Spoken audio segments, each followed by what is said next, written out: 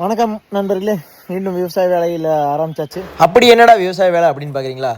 அன்னைக்கு பொழுது ஃபுல்லாக போனது என்னமோ நம்ம காட்டுக்குள்ளே தாங்க.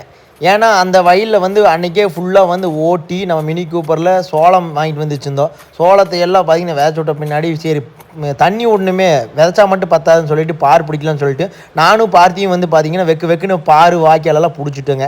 பிடிச்சி 6 சிறகா வந்து தண்ணி விடல அப்படின்னு சொல்லிட்டு பார் பிடிச்சி வச்சுட்டு அப்புறம் பார்த்திங்கன்னா மதியானம் 1 மணி பசியாயிருச்சு. நம்ம குகா வந்து பார்த்திங்கன்னா டியூட்டிக்கு போயிட்டு வந்தவன் நமக்கு அப்படியே சாப்பாடு வாங்கிட்டு வந்தான். நமக்கு தயிர் சாப்பாடு போகுது அப்படின்னு சொல்லிட்டு எனக்கும் பார்த்திக்கு தயிர் சாப்பாடு குகா புரோட்டா வாங்கிட்டு வந்துட்டான். அந்த உச்சி வெயிலில் மரத்துக்கடியில் அந்த இளங்காற்றுல உட்காந்து சாப்பிட்ட சுகம் இருக்குது, அது தனி சுகங்க. நல்லா சாப்பிட்டு ஒரு 10 நிமிஷம் இலை பாரிட்டு அதுக்கப்புறம் வாய்க்காலெல்லாம் பார்த்திங்கன்னா நாங்கள் பிடிச்சி முடிச்சுட்டோங்க. தண்ணி எடுத்துடலான்னு சொல்லிட்டு நம்ம மோட்ரு பம்பு போய் போட்டுவிட்டு தண்ணி எடுத்து விட்டாச்சுங்க. தண்ணி இனி பாய்க்க வேண்டியது அப்படின்னு சொல்லிட்டு ஆளுக்கு ஒவ்வொரு மூலையில் வந்து வாய்க்கால் பிடுங்குது அப்படின்னு பார்த்துட்டு நம்ம பிடிச்ச வாய்க்கால் எல்லாம் கரெக்டாக இருக்குதான்னு பார்க்கும்போது நல்லா இருந்துச்சுங்க. தண்ணி வந்து பார்த்திங்கன்னா பாய ஆரம்பிச்சிருச்சு. இந்த பக்கம் 3 சருகு, அந்த பக்கம் 3 சருகாக டிவைட் பண்ணிவிட்டுங்க. அதுக்கப்புறம் வாய்க்காலையெல்லாம் பார்த்திங்கன்னா மட்டையெல்லாம் தீ வச்சு ஃபுல்லாக க்ளீன் பண்ணி அன்றைக்கி நாள் ஃபுல்லாக தண்ணியெல்லாம் பார்த்து முடிச்சு சோளக்காட்டு சக்ஸஸ்ஃபுல்லாக பண்ணியாச்சுங்க.